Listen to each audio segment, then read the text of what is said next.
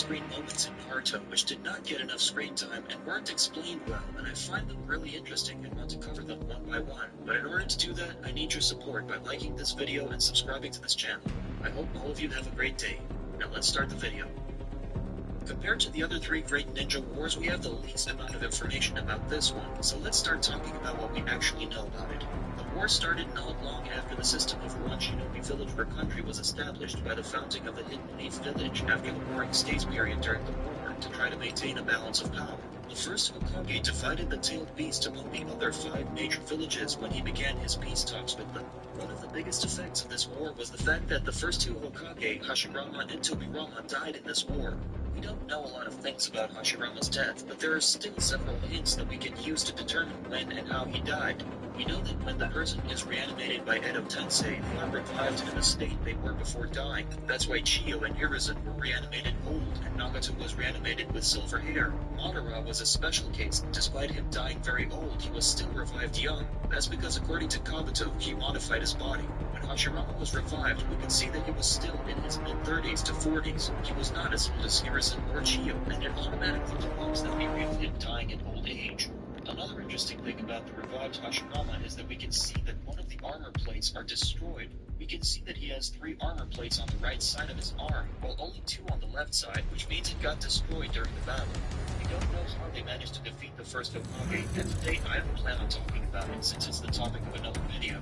Hashirama's death in the first Ninja War is also strengthened by the first Naruto databook, which is 100% canon. It is written by the Naruto creator, Masashi Kishimoto. According to it, going back about 60 years from now, a shinobi with excellent power collected a great number of shinobi and established a new village. This shinobi was the first Hokage, the founder of the village hidden in the leaves. However, this was a time when the world was in war. At the same time, the village began to flourish, and he lost his life. The Sanji's first databook entry also gives us information about Hashirama's death. According to it, the second is the first's younger brother, Raido, who inherited his brother's dying wish and was called Hokage after the first died. So due to that, we can clearly see that the first Hokage died in the first shinobi war. Tobirama witnessed his death and later got the title of Hokage from his dying brother. However, just like Hashirama, the first Ninja World War was devastating for Tobirama as well as his sons. Just like his brother, he also died in this war. However, unlike the first Hokage, we know much more about his final battle. We know that, like Hashirama before him, Tobirama tried to foster good relations with the other villages. He planned an alliance.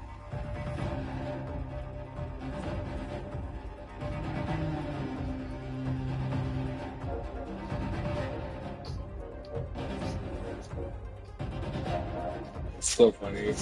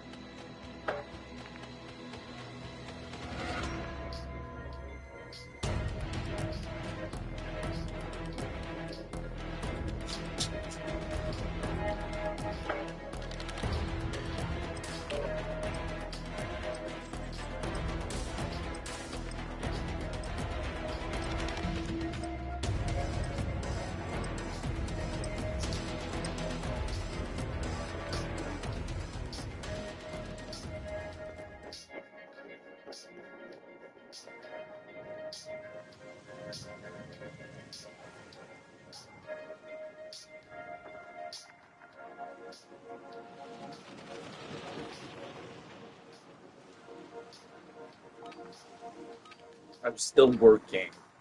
I'm still working. Did you know that I'm still working? I'm still working. Gear up fast, we're about to get evil. Hey.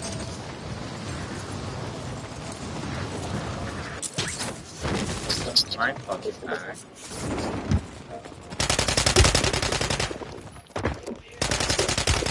Come on, go up, bitch.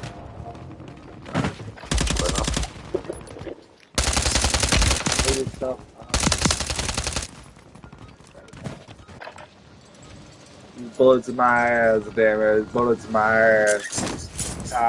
What's wrong with you?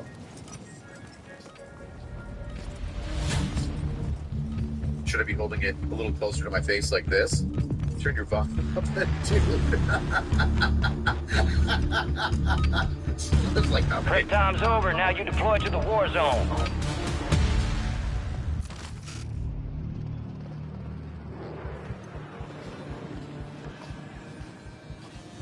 Let's get this shit done. Word came down. We are green to go. So gear up, grab your chutes. We're going to the war zone. Enemy activity will be high. Expect contact early and often.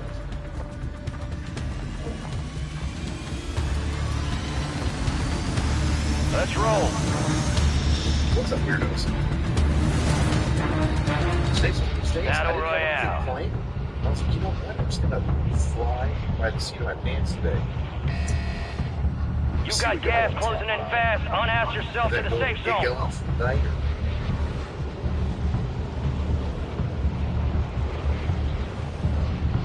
It is the thing. It's called follow. There's only there could possibly. I want to go with mustache back. I want shades.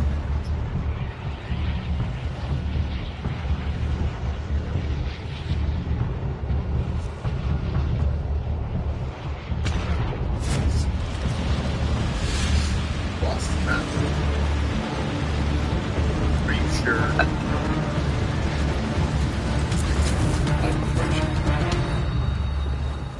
Looking at the mic. Nothing's muted. Very soft? Really? Bounty contract here. Should I be holding it a little closer to my face like this? Turn your volume up then, too. Targets are up. Go take them down. That's perfect. Bounty targets Dude, you're so identified. quiet. Weapons Why so free. quiet? Oh.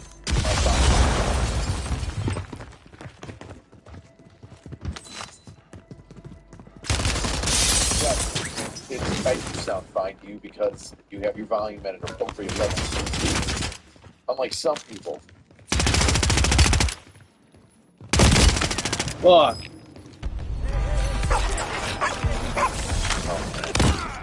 There's a lot to talk about. I don't know what to talk about. I talk about the $100 million stolen by the lady from the United States It's the Army Gulag, Defense. and you're gonna have to fight to earn redeployment. Tomorrow, bright and early. I don't know if I'm going to do it in the afternoon or earlier on in the day. That's going to go live. How was SHOT Show? SHOT Show was fun. I didn't mind it. It's my first time there. I've been invited a couple of times. Man, that's all they wrote. Sorry, A man. well-earned redeployment, It's soldier. weird. Stand It's by. like the library. You can't see anything from books now. You just show up and look at everything. Pick it up. You can look at it. You can handle it. You can fondle. Most wanted contract here. You know, different weapons manufacturers, etc. But you can't take any of them home, which is a bummer.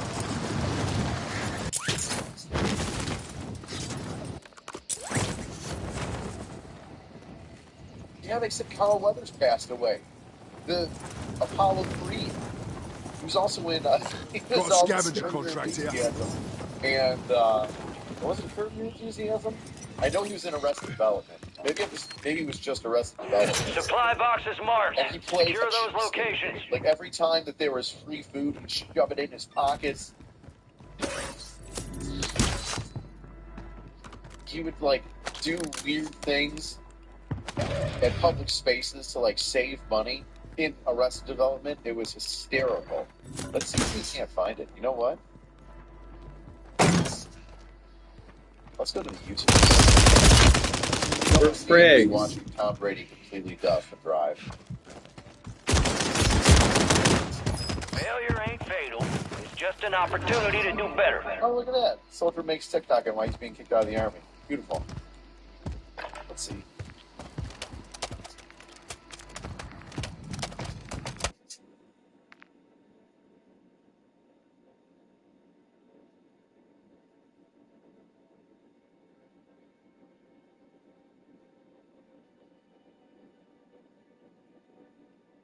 They're still putting meat on that. Dude, it's so good. It's so good. actor Carl Weathers as drama coach. Do you see me more as the respected dramatic actor or more of the beloved comic actor? Whoa. You're still playing meat on that bone. You take this home, throw it in a pot, add some broth, a potato. Baby, you got a stew going. Yes, that's fine. But I would like to focus on my acting, Mr. Weathers. I did give you my last $1,100. I'll tell you a little story about acting. I was doing the Showtime movie, Hot Ice with Ann Archer. Never once touched my per diem. I go to craft service, get some raw veggies, bacon, a cup of soup. Maybe I had a stew going. You got a stew going. I think I'd like my money back.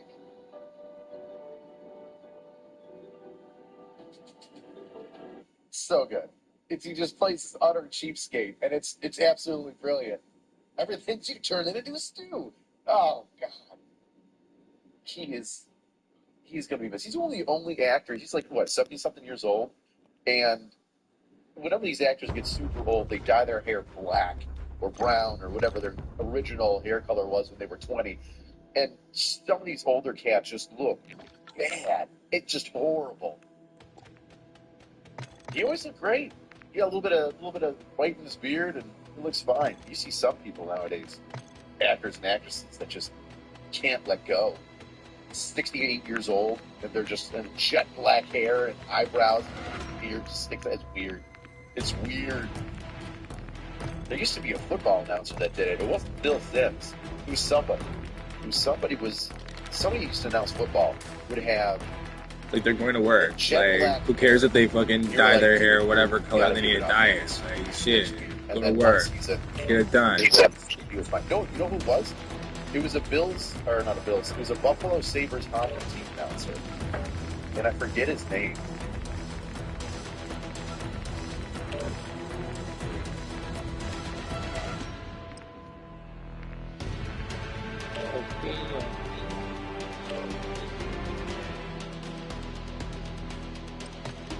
It wasn't Dave Hodge. Marty's great. It's not Marty. It's not Jim Lorenz. Is it Harry Neal? No. There it is. Mike Robitaille. Dude, Mike Robitaille. Where's some old photos of Mike Robitaille?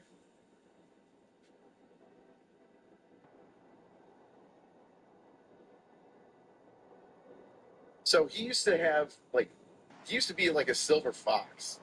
And he just like kept going with like the black hair and dyeing it. And then finally he was like, screw it. They went white hair. We were like, yo, you're a silver fox, dude. Did not look handsome. Use this time for some target practice. Real things coming soon. But silver fox. Damn. Been watching this stuff since 2015. Enemy soldier incoming. You have to go to Sergeant Stick. Welcome to the NCO club, kid. Glad to have you. Being a new E5 is weird.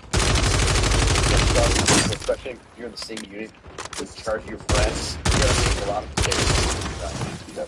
You're going to do some stuff that's going to hit you, and you're going to remember it forever on what not to do. Your first couple of years as an NCO are really going to shape you. You're going to turn you into who you want to be.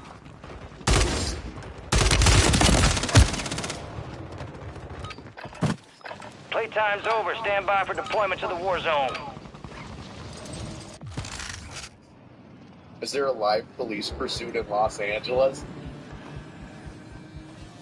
Looking like a real team. We got the green light. You're going to the war zone. Grab your gear and shoot. You're up in 3.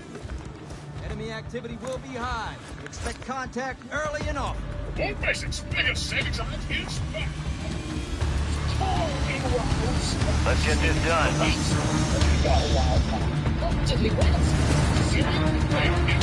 Battle Royale.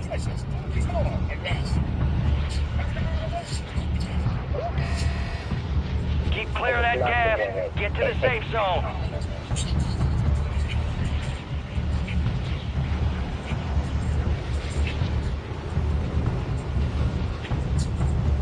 Welcome to Great Ninja. We will tell you lots of amazing facts and theories about Naruto, also Naruto. But before enjoying the video, please subscribe into this channel, share this content, and also turning on the notification bells. Serrata had fought against eco-cheating finger-moving techniques like the Father and Sasuke. However, at this point, Serrata began to realize that when faced with his cheap figure, Serrata was determined to manifest himself in a shaky figure with special personality. Enemies are dropping Serrata into the area. realized that Watch the the cheat skies. used by this Hunt monster down was the too enemy. gory. Done and dusted. Techniques taught by her father, Sasuke. Hidari Shinji only Cheers, wrote you that slag. hit by Serrata. His words were a little stuttered, but Serrata heard clearly that Hidari said, Uchiha. Serrata. I need launcher Then the ammo. fierce battle began Hoo-ah! again. Right. Hidari quickly used it.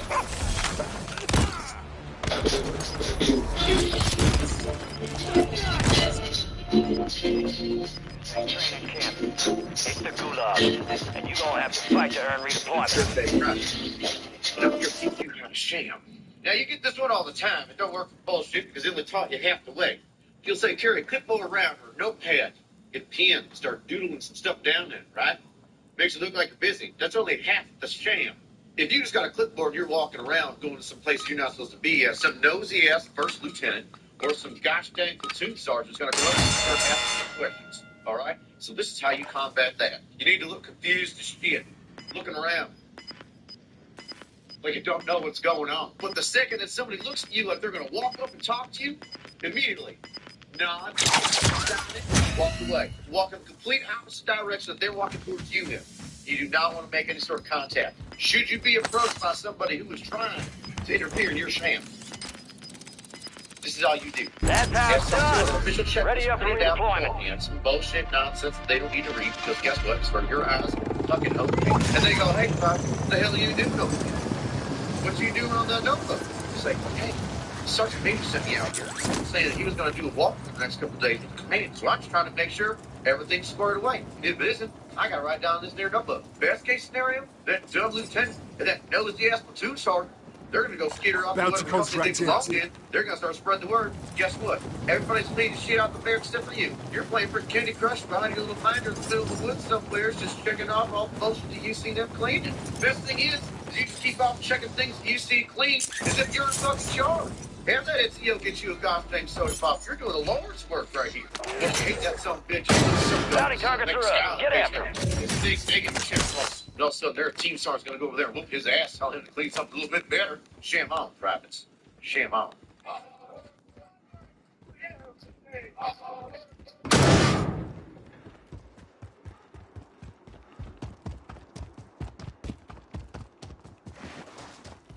Full body-length suit of some kind, with an elongated helmet and what appeared to be breathing tubes connected to its bodysuit. Shaking off the figure, Boas turned to run again, but was surrounded by three figures who overpowered him. Boas was taken to a flexible metallic rolling ladder, which whirred him up and into the spacecraft. Once inside, he found himself in a small, brightly lit square room. The aliens grabbed Boas and held him in place while they undressed him. And despite his opposition, the aliens seemed to take care not to harm him or damage his clothing as they patiently removed him. All the while, the aliens communicated between themselves, with Boas describing the sounds as some kind of animalistic grunts. The sounds were so foreign to Boas that when interviewed later, he had a difficult time describing or recreating them. Once naked, the aliens applied a clear liquid to his body, likely a disinfectant, and took blood with a device from his chin that left small scars later noticed by doctors. At this point, Boas said he was left alone for about an hour, until suddenly a nude female figure entered the room, described by Boas as human, yet with features that, although beautiful, were not quite right. A device in the ceiling emitted a puff of smoke that made Boas nauseous initially, but he thought it acted as some sort of aphrodisiac. After engaging in intercourse with the alien woman, Boas was allowed to dress and return to his farm, but not before trying to secretly steal a small device from the ship as proof of his experience, which caused one of the aliens to react very violently. Boas' story could easily be dismissed as fantasy, if not for the incredible amount of detail and his great reluctance in his telling. It took Dr. Olivo Tifontes, professor of medicine at the National School of Medicine in Brazil, to convince Boas to go public with his story. He Got a loadout drop inbound. And a member of the Brazilian military intelligence, along with the incredible amount of detail Boas offered about the aliens. their wardrobe, and the craft itself. Gas Ellis is was closing in. also found Relocating the suffering safe from zone. radiation poisoning, as he exhibited a plethora of other physical ailments for months after his experience. Was it an actual alien encounter, or was it the wild fantasy of a bored and possibly very lonely farmer? We'll let you decide as we move on to our second alien encounter. Made famous by the Hollywood film Fire in the Sky, the Travis Walton abduction story has become a hotbed of controversy. On November 5th, 1975, Walton and 5 other loggers working in the Arizona wilderness piled into a truck for the drive home after a hard day's work. Minutes later, the crew spotted a bright bounty light target's coming gone from dark. behind We the lost hill. the contract. Filled with curiosity, they drove closer until they could see a large silvery disc hovering just above a clearing. While the others stayed in the truck, a fascinated Walton ran toward the disc, ignoring the shouts from the rest of his crew to get away and come back. As Walton approached the disc, it suddenly began to make sounds like a loud turbine got and gas bobbing moving from in. side to side, scaring Walton, who then began to back away. According to one of the men on Walton's crew, a beam of blue-green light shot out of the disc and struck Walton, sending him sprawling back. The terrified crew immediately put the truck into gear and hightailed it off the mountain and immediately called the police. Deputy Sheriff Chuck Ellison answered their call and came to meet the men, saying later that all of the men were distraught and 2 were in tears. Although skeptical of the story, he said if they were acting, they were awfully good at it. Within hours, a police search of the abduction site discovered nothing, and the next day an exhaustive search involving horses, helicopters, and jeeps still failed to discover anything. At this point, the police were suspicious of the logging group, believing the abduction story to be You a have a buy cover for station an inbound. accident or a murder. A polygraph test administered days later indicated that the men were not lying about their UFO sighting, or that they had heard Walton. Days later, a disoriented Walton called his brother Friendly buy station is ready. from a public phone. Rushed to a hospital, Walton relayed a story of being examined by aliens similar to the popular Greys described by other abductees, and having an encounter with a strangely human-like male and female alien who would not answer his questions. And at one point, a Requesting fire medical mission. a Target medical marked. examination discovered a Copy. small Mortar puncture strike mark on inbound his now. right arm, consistent with a hypodermic injection, but it was also showed a lack of ketones, which, if Walton had indeed been without food as he insisted, and as his papers suggested, should have been present as his body began breaking down fast in order to survive.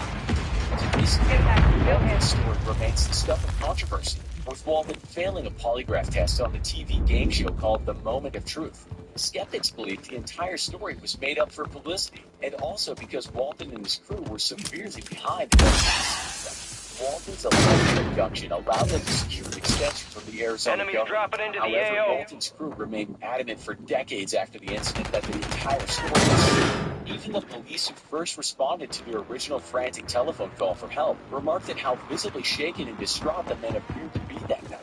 Are aliens real? And if so, do they really routinely abduct humans for research? Protect us from this terrifying threat? It's ultimately easy to dismiss alien abduction stories as mere fantasies made up out of boredom, for attention, or to get oneself out of trouble. But sometimes the physical evidence can be perplexing and Gas is moving in. New safe zone located. That champion duelists are to Fontaine, as the safety is to a musket. Cash drop is en route. Which is to say, a chance to defend one's honor and avoid the scrutiny of the prosecution. A way to unload the pent-up emotion in the courtroom without a violent eruption. But there's another way of looking at it, namely, when the accused Bomb denigrates drone is up. and questions authority, Bomb drone ready for to detonation. safeguard the dignity of the case.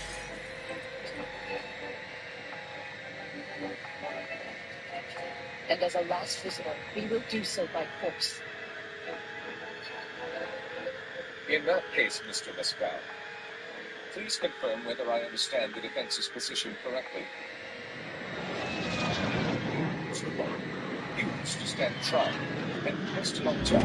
Gas is inbound. No No effect on target. That's right. I demand a duel.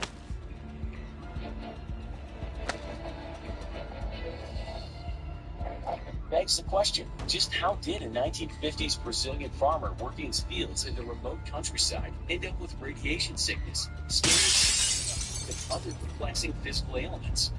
The first attack was an EMP blast that covered nearly power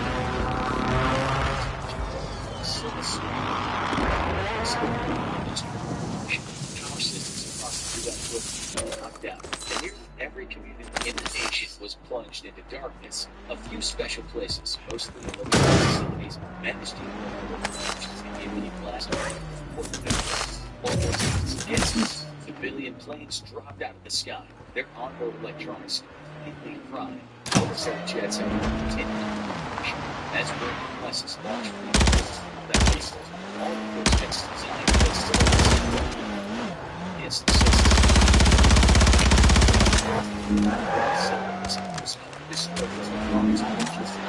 The U.S. had had a few weeks to prepare them, and almost immediately engineering crews moved into position to fix what power systems they could. Restoring the national grid would take years, so their efforts were focused on critical civilian and military infrastructure.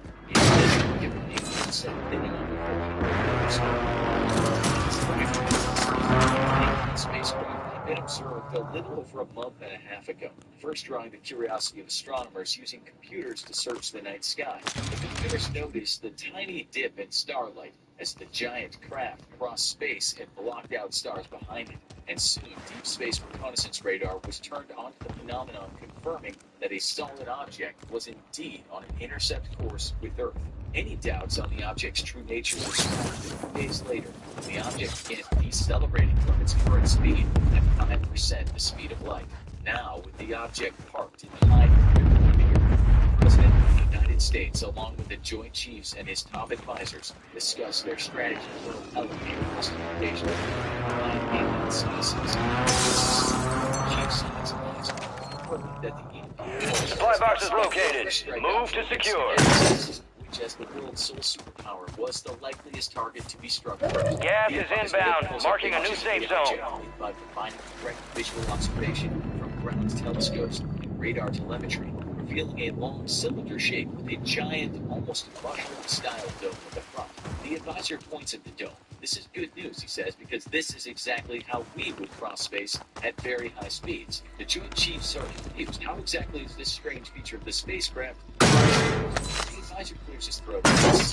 Reaching velocities of 15% of blood is something well within our limits today. One supply box down. 2 remain.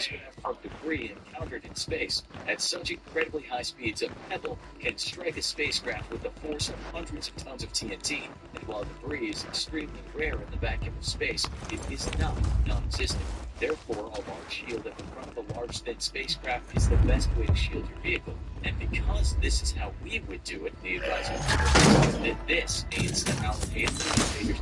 One supply box remaining. Move and secure that daggone thing. Chance. Will decide the fate of the United States and possibly the Earth. All look around the room at each other. Chance, any chance, is more than they'd hoped for. The advisor once more clears his throat. Because their technology is advanced from ours and they've all supply boxes secure. Contract complete. That I haven't planned for this. Let me explain. A day after the EMP drops, ground-based radar confirms activity along the main body of the spacecraft. Several components are detaching from it and breaking up into smaller objects, transport craft. Some, though, are obviously enemy soldier incoming. The US military, however, has already guessed what the aliens might do next, and they're ready. From several hundred miles up, metal rods half the size of telephone poles rain down on military installations across the U.S. The rods pack no explosives, instead relying on the kinetic energy of their fall from space to deliver devastation on the scale of mankind's largest non-nuclear weapons. Military airfields, hangars, command and control nodes, supply depots, metal rods rain down on these and other strategic targets, completely obliterating them. But the U.S. following protocols established long ago for a nuclear war and already widely dispersed its personnel and equipment. Many military aircraft and ground vehicles are destroyed in the attack, but many more survive, widely dispersed into the surrounding areas and on the thousands of civilian and makeshift airfields all across the U.S. As the attack takes place, the president and his advisors secure an underground bunker. JLTV, cancel my last. Of redundant command and control networks. The U.S.'s plans for a nuclear showdown with the Soviet Union have created one of the most resilient nations on Earth. The science advisor predicted this attack and works to reassure his fellow colonists. Because the aliens are too far advanced for us, he explains, they have many of the same limitations in space travel that we do, even if they are much better at dealing with them than us. The economy of space travel makes moving around prospect equipment like an invasion fleet extremely expensive. Aliens with very limited assets. You got gas inbound. Safe zone relocated. The aliens making the invasion of our nation's 25 remain. manpower. We lost that one, but we'll get those bitches next time. Worth it anymore. The plan is solid. After all, the aliens have had to bring everything to a we regenerate every soul killed on the spot. The war will be of one long, ongoing resistance. The aliens may be limited in resources due to having to build interstellar space, but they're still superior to our own forces. The U.S. has best use of its assets in the short time that it will still be able to before they're inevitably destroyed. Within hours of the kinetic strikes, the troop transports and combat aircraft begin to enter the atmosphere. Here, with their sensors blinded by the incredible heat of re-entry, is humanity's best chance at striking all available air and missile forces all across the world. That aircraft and air defense batteries move into action over the skies of the U.S. Squadrons of F-22s, F-35s, F-16s, and every other who are taking on an intercepting role. Then to intercept incoming spacecraft. Heat-guided ground-based interceptors firing. Alright, dinner time. See you later, everybody.